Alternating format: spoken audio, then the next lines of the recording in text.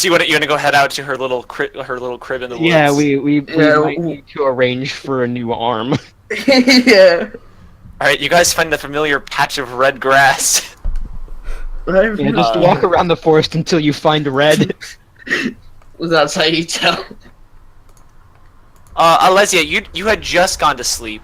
Now that it's reaching 6 in the morning. Like, I mean, we've you had saw- our naps, we're fully awake because we woke up once we were in the Gold War. I walk up, I pull out my wand, and I start poking her face. Wake up. I raise my stub at him because Alesia doesn't sleep with the arm on. Why can I imagine if you had your arm, you'd be giving him an FU? I can't give an FU, I only have 3 fingers. Exactly, so you can still give him the bird. Give him a handy. So Alesia, over the course of this weekend, having been stuck here just tinkering away for hours on end, I'm going to give you a permanent +1 to all your tinkering rolls. Damn. Okay. I'm also going to give you inspiration, Ooh. Nice. just as a little apology. Sorry for taking so long on an adventure you couldn't join in on. Well, yeah. This is first time yet seeing her workshop. So I don't deserve that shit.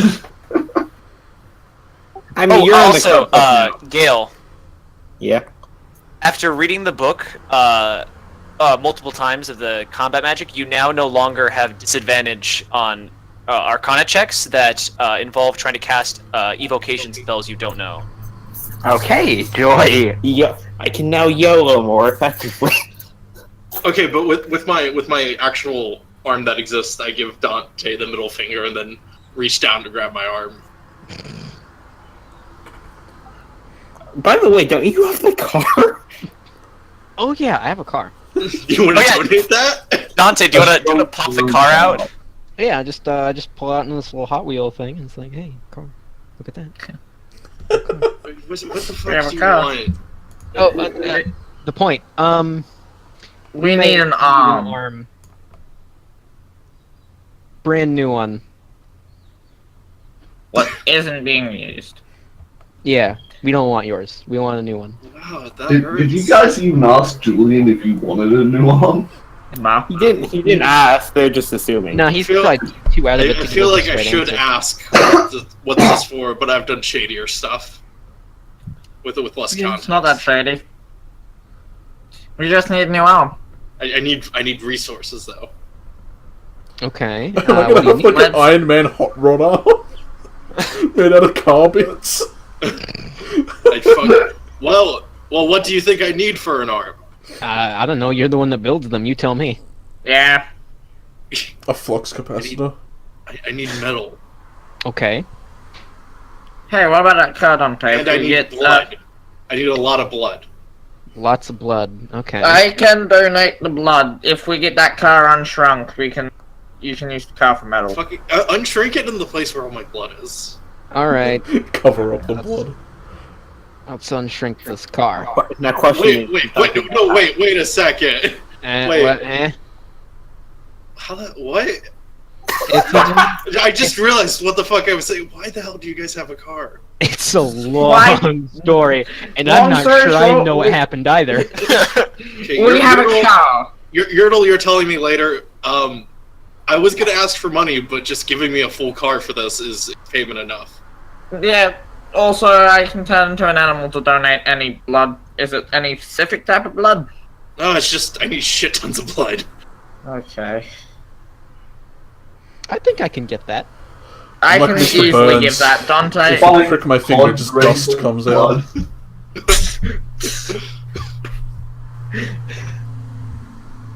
No, All right, it's let's gonna- get to it. It's gonna take me a bit. That's fine. Oh. You'll Where get it do- eventually. Do we have like a big tub or a bucket to dump blood in? I pick up the horn that I like sealed shut for the gramophone. We need to fill it to the top like once or something. And I also pick up all the bottles I have. of cherry soda. Ooh, that's not.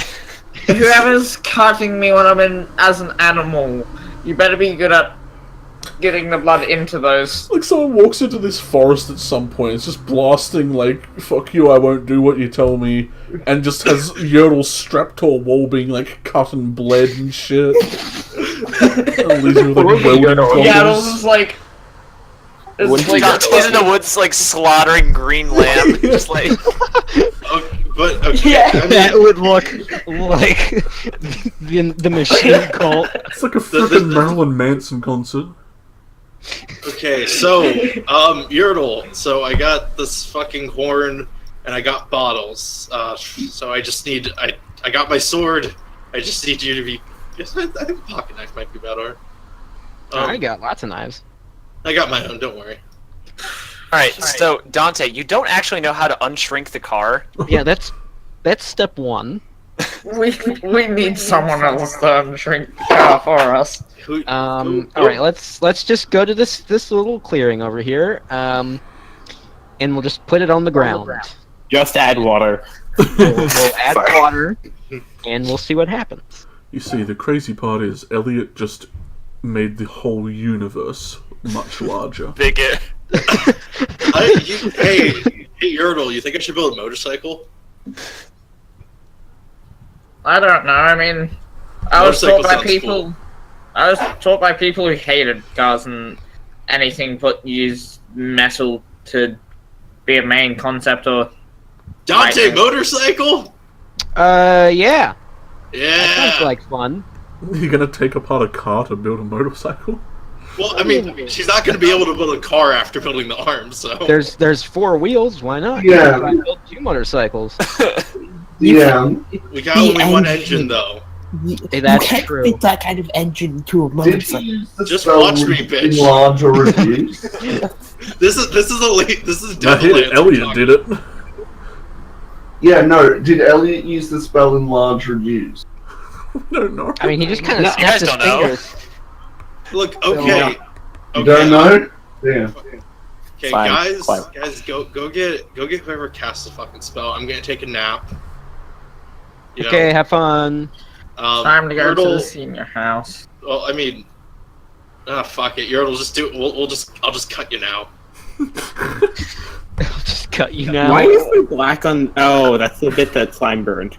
Alright, so we'll skip the details, but essentially, after a lot of transformations and pain, Yurtle has supplied you with a sealed gramophone and 5 soda bottles worth of blood.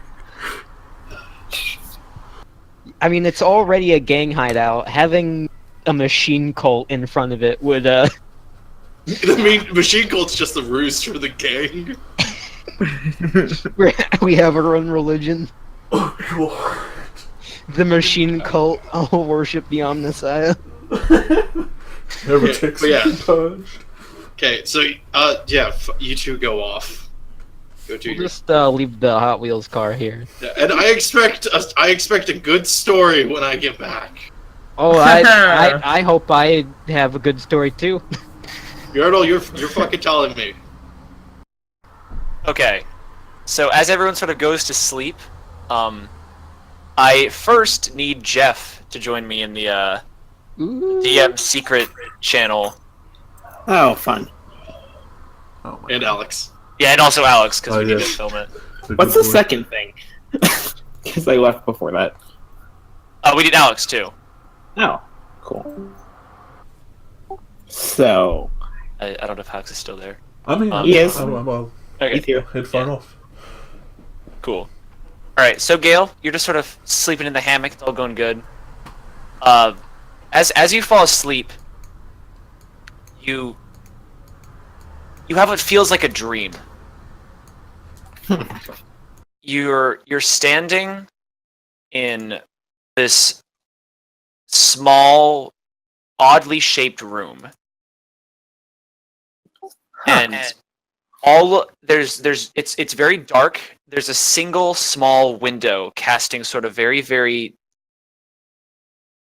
bright. Like the light coming out of the window is very bright, but there's so little of it that it's barely illuminating the room. The walls and floors are a green tile, like this like weird fluorescent, like not fluorescent, but like a weird flowery design of like these like granite looking tiles, except they're green. Okay.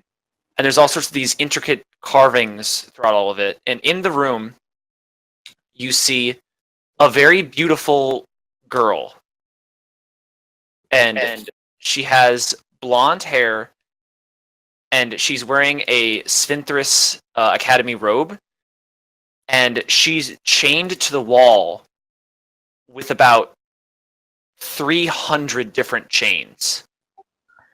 They sort of stretch all across the room, and they're sort of wrapped around her arms, her legs, her torso, around her neck. She's in this strange contorted position, like with her arms in like a weird motion. She's held like completely still by these chains. And they like interlock with each other, and it's like a mess and maze of things locking her into place. The fuck is this academy?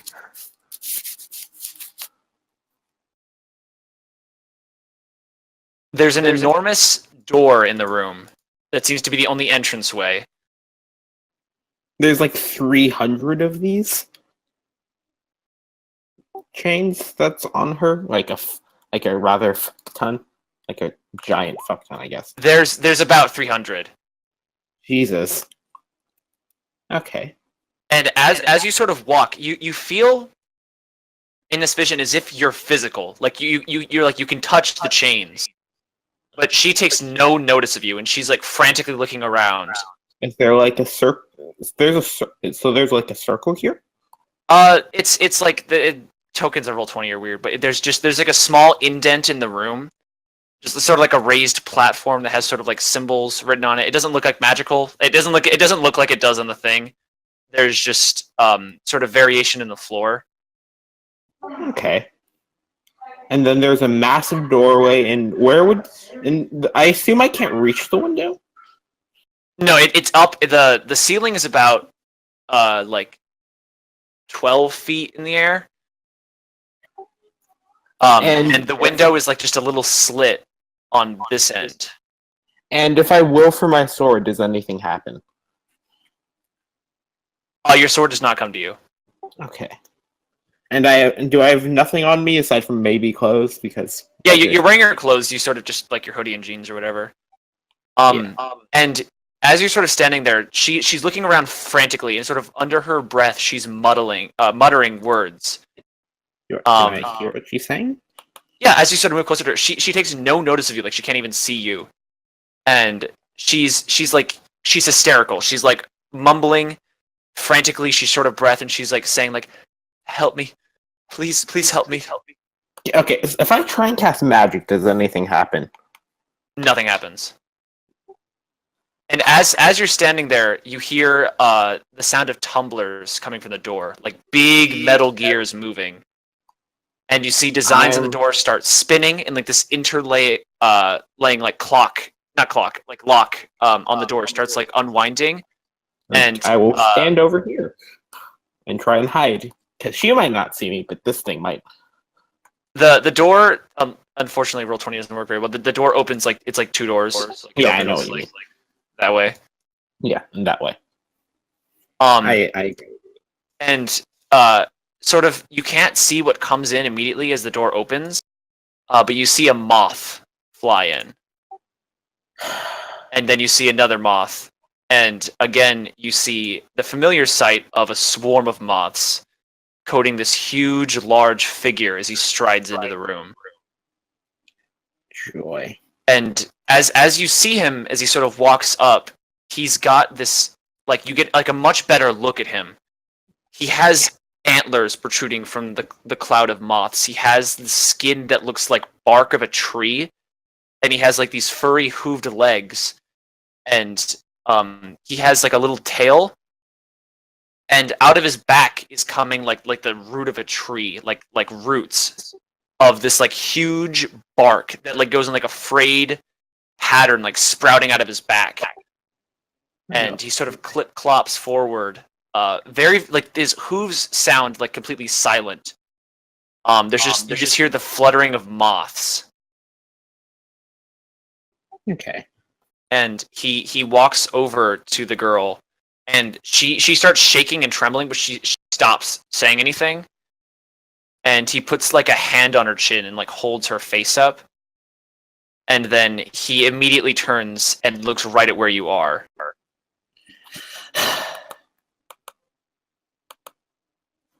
And when I initially had this guy show up in the classroom, I had like a cool voice changer thing that I was gonna do, but it was really shitty and it didn't really sound right. And I don't think I could like very accurately perform a voice for this guy. But he speaks in this low, guttural voice, like this very deep voice. And when he speaks, it sounds like there are multiple people speaking at once. And he just says, "Well, well, well," and he sort of walks towards you.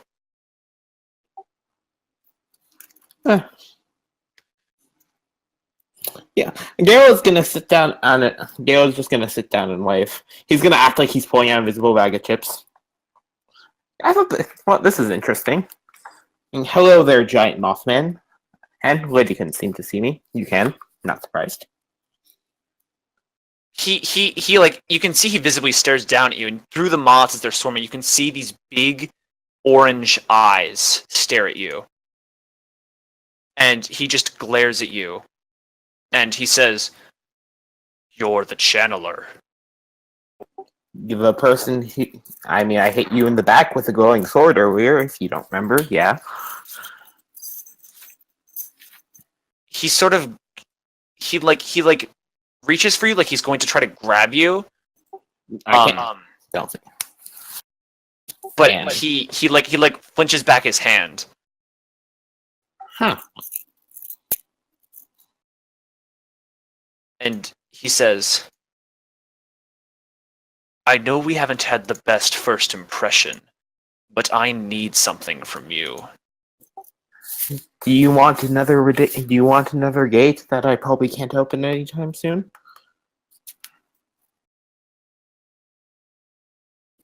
That's the first thing that comes to mind if you're asking for a channel in specific. He says, "The gate was nice of you, but I need something else." Is it the person who's? Is it the person that you tried to take with you? He doesn't respond to that, and he just keeps like going with his, and he like what he's saying, and he says, "A gate can only be opened once, and I can't go back without closing it. What I need is a door."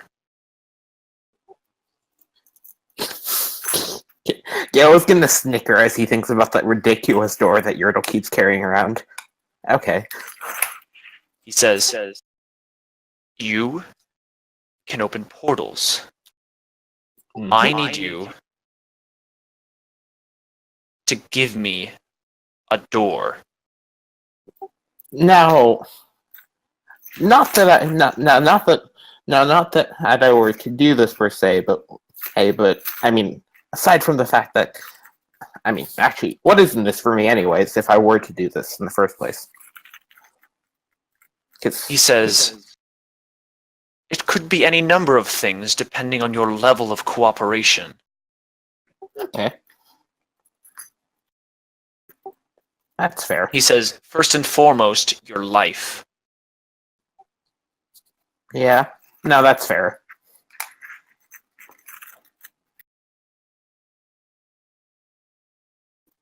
So did you, like, physically drag me in here? He says, Or... "I didn't do anything. She did." Yet she can't see me. He says,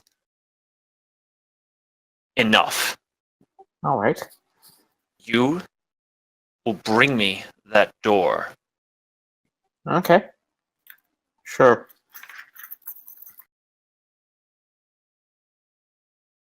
I mean, this isn't it's not exactly the biggest problem if I open you a door. Or I like living, thank you very much, and I feel like that being cooperative in this might end up better than if I try not to, I suppose. So why not? I almost just died. This entire situation would be way more terrifying if you were here like As you're 12 talking, hours he ago. just turns around and starts leaving. Okay. Goodbye, giant moth sir. Actually, should I refer to you as something special? And he just walks out of the door. Okay. And as he walks out, this doesn't end. The girl looks around frantically, and she starts panting and freaking out again. She starts mumbling for someone to help her. I'm gonna try and touch her at this point.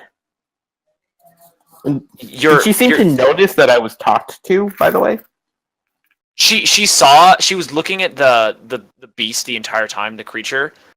And she didn't react, but she was looking at him and she saw what he was doing. But she didn't acknowledge you in any way, and even now when you're moving closer, she doesn't acknowledge the fact that you're in front of her. And as you touch her, you meet her skin, and she still doesn't even acknowledge it. Huh. And you sit in this room for hours. It feels like. I mean, while I'm here, I understand that this is a complete mess, but if I can touch the chains, I might as well try to mess with the chains. Go ahead and make a strength check. Okay. Should I make this secret so no one else can see? No, just do it. Okay. You get a good grip on the chains and you start heaving on them, and they don't even move. Like, even if I try to just untwist them a bit, because they're a mess. You can't physically even move the chains as you're trying to do this. Jeez, these things are well made. And you sit there in this room, completely void of anything else, as she just mutters and screams silently for someone to help her. And eventually, you wake up. Yeah, well, while I'm here, Ghost is going to sit down and do his best to... I understand she doesn't understand. She doesn't get him there. He's going to still try and physically comfort her, if he can, like with a hug or something. Because that's what he would do. Alright, and eventually you wake up. Huh. Alright, and then, again, I need Julian to come into the secret DM chat. Bye. It's one of those. I'm getting some arm It's chat. one of these sessions. Oof. I actually haven't... Oh man, I love these. Okay, so you're sitting in the infirmary, lying on the bed, and the deputy headmistress is above you. And as she's sort of inspecting you, and you see all your friends leave, and then Kathleen, the other nurse, sort of goes back into her office. She sighs, and she'll go ahead and lean on the table, place both her arms against it and lean on it. I think the armadillo will probably be gone, but your bird's still there. Fucking armadillos. She sort of leans back on the little nightstand, and she sort of lets out a big sigh, and she says, "This was a really bad idea." Uh-huh. What happened? I'm sorry. She turns to you. She says, "Julian, Mm-hmm. I don't know what happened wherever you were. Luckily for you, you're not going to get in trouble for it. But I'm sorry this happened." I'm not. She nods and she says, with the nature of this injury, there's nothing we can do about it. I'm sorry for that. But,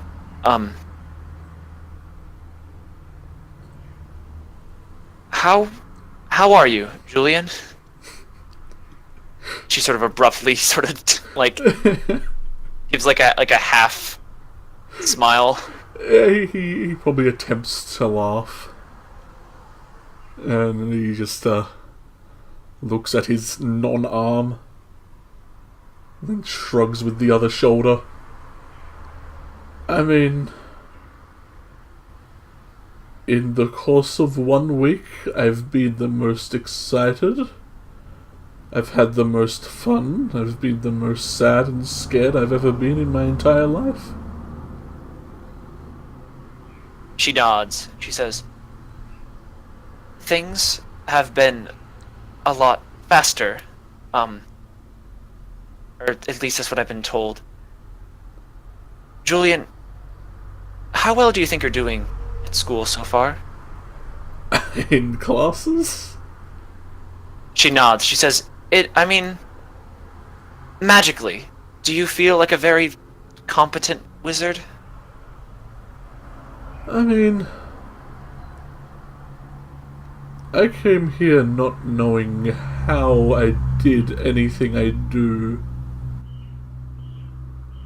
I wasn't taught, nor do I think my parents have any magical capabilities. I've kind of had to hide this from my parents because I don't know if they know, and I'm scared to find out if they do. They think I'm just at a regular school right now. She nods. She says, hopefully, we can find a way to sort that out with your parents. Julian, things are rather difficult in the school right now due to recent events. And I'm sorry you had to experience what you have, especially so soon. I hoped that things might have had a little bit more of an introduction. You would have gotten to a bit more of your classes before anything serious happened to you. What do you... What? She says, you and your friends have been through a bit, as is obvious. What am I even saying? Julian, just... Things are going to be a lot harder, given your sort of gestures to the one arm. She says, but you need to be stronger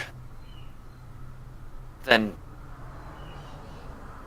And she sort of stops things for a second. She says, you need to be tougher than your life is. I mean, I'll try to be. She says, I have been told and I can imagine that things are only going to get worse from here. And you need to be ready for them when the time comes.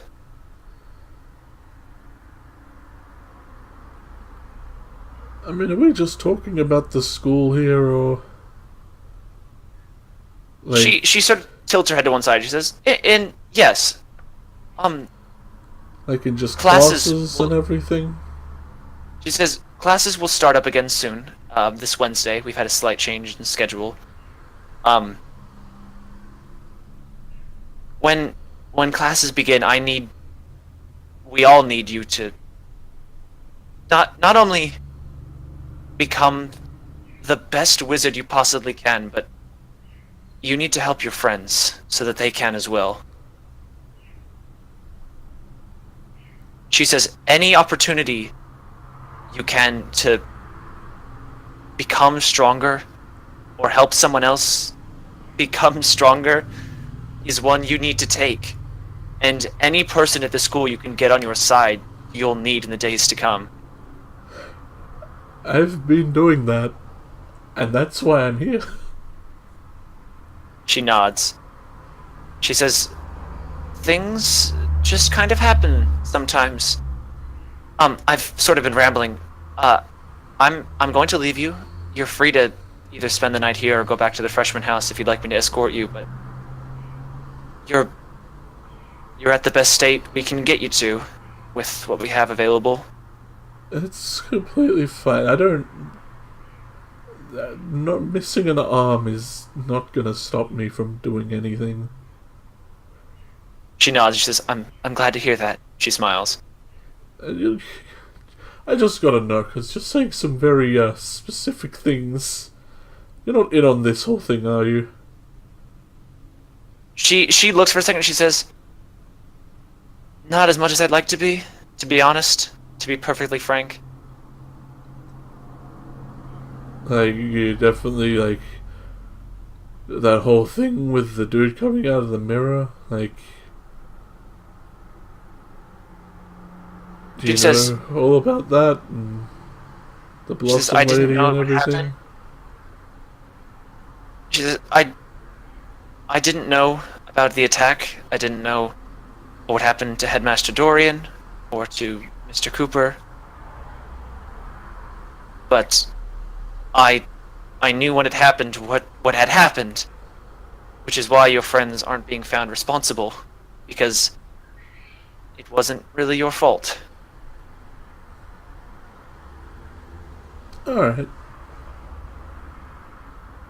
And when she talks about Dorian, she sort of looks very, very sad about it. Like she's about to start crying. But she sort of like very, very quickly recomposes herself and she says, so again, and then she sort of claps her hand. She says, "You're free to stay here, but if you would like, I can take you back to the freshman house so you can spend the night in your own bed." I'm sorry if being here is a problem. Just in general She with tried, she everything says- happening. She says, if you would rather not get up, I completely understand. No, I don't And- mean here in this bed. I mean at school. And all this stuff that seems to be happening to me. She says, "Oh, well, it's not just you, it's just these things happen for a reason. And you just sometimes have to swing with the punches, you know?" You nod, kind of quickly, sniffling a bit. She says, and also just again, would you like to spend the night here or at the freshman house? I mean, you said there's nothing you can really do here, right? She shakes her head. She says, Kinda you're cold and the best you're lonely gonna in get. here. She says, Unless I can you're take you gonna back. stay around. Sorry it's And- so early. She says, I can help you walk, I can carry you, or if you're feeling up to it, I could instantly transport you there. It might be unpleasant. I want to attempt to stand up. Right, go ahead and make a strength check. I can do it. I am strong. I am not strong. You sort of stand and like you swing your feet over, you sort of plant your feet on the ground, and as soon as you stand up, you immediately crumple, and she sort of catches you and she says, "Okay, I'm gonna get better at that. She nods and she says, I could just carry you, unless it'd be a little emasculating. I'd like a hand at least, please. She nods and she sort of helps you up. You get your arm slung around her shoulder, and your owl Hans will join you on your other, where once an arm was, shoulder. And she starts walking you, and she's sort of half like walking, half dragging you. Like there are moments where your feet are actually moving, but there are other points where you just kind of slag for a second. And she walks you through the courtyard outside of the infirmary, back to the freshman house.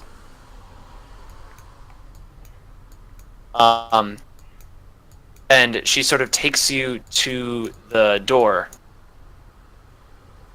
And she says, I think you'll be alright. Either you'll have friends who can help you, or you can just sleep on one of the couches. I don't want to drag you in there in front of everyone, but this is where I leave you.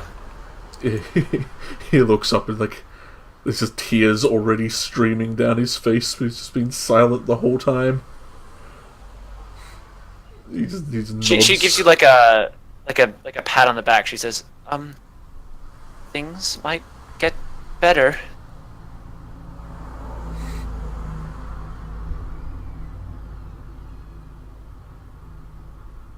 And she sort of helps you off her shoulder, and she sort of puts you in front of the door. She says, I'll leave you for tonight. You look good with the white hair." You're And she sort of gives you a half smile, and then she a cloud of smoke appears, and she poofs out of existence. He laughs and then wipes his face, like actually being audible for a moment as she vanishes. As I attempt my new task of getting inside. You sort of stumble through the doorway easily enough. You're getting sort of half carried. I'm Walking by a is newborn manageable, deer, at least. You see Miriam is just crashed on the couch. She has a blanket sort of tossed over her and looking like somebody else put it on there. And she's very lightly snoring in front of the fireplace. Alright, I want to try and sit next to her. As long as she's not taking up the whole couch, I don't want to sit on her. She's like laying across it, but the couch is big enough that there's like some space, and if you wanted to, you could like lift her head up Yeah, I'll a do little that. bit and just kind of I'll beat prop her her pillow. up on you. And, I'll And then the couch would probably have like little kickouts, so you can like also be laying hell down. yeah. It's a futon. Yeah, it's, yeah. He probably just falls asleep with his head like slumped over the back of the couch top. Like looking Han up just at sort the of starts ceiling. making himself at home back at the He's like sort of built a living room. nest in the beanbag. little beanbag nest. All right, and then you close your eyes and go to sleep, Snooze and city. we can rejoin the rest of the boys. Oof. Dude, that sounds so fucking menacing. If anyone ever loses limbs, I'm just like, I you'll be better. I'm need you. gonna get my hands on you. I'm gonna make you better. Yeah, but now let's walk back into that. Yeah, it'll just wait. In fact, just run. I was discussing if you guys had to use a body part, which one Dick. in this game. Oh. In this game. Well, arm, I guess. Yeah. Yeah, You and Irish are disqualified for that question because you guys already lost yours. Okay, That was we everyone. don't need to hop into a sneaky DM chat, but Slime, we are gonna address you real quick. Hey. This is in a ditch somewhere. All right, Slime. Oh, you're at the other hand, yeah. You awakened from your first night at Crub Club. And you're drunk. Wonderful. Oh. You sort of awaken in your bed, and you're surrounded by the other 3 Crub Club guys. Oh, Wait, God, it's a like gang. standing around the bed? Yeah, they're standing alongside your bed. They're looking at you. Fuck, Mordecai's actually looking at him. Yeah, it's like I'm eyeballing you, boy. they're just. Why is everything like lighting up suddenly? Yeah, everything's lining up. They're just like there. pointing at you, just like. Did I miss something? One of Uh, us. One Damien of will us. sort of like lean forward over the bed. He says, "Leku, how's it going, man?" Decent? What's... Why He says, are "All right, you... cool," and he like interrupts you and he says, "So listen," and he like sits on the bed like on top of your legs. Oof. Ow! And he says, "So, you are the newest member of the Crub Club, and we've already been introduced, of course." And he sort of gestures to the other 2 guys, and he says, "But we need your help." Okay, I've heard that before. Certainly has. He certainly has. He says, Wasn't "So, us. listen, there's an operation that the Crub Club's been wanting to pull off for quite a while now, but we've only had these 2 losers to kind of help me with it." And he sort of gestures to Arthras and Mordecai. And Mordecai just kind of shrugs as he's being called a loser, but then Arthras looks kind of pissed about it. Oh, that's my Mordecai. And he says, "So, here's the thing. The Crub Club is a big ol' academic society. We promote good grades and looking sharp." And he says, "So, the house kind of sucks. And so, something that's been on our agenda is getting a pool." Okay. And he says, "So we've been looking into it, and I think the best way to get a pool is to just steal the one the juniors have." You need to hire some help here, Leku.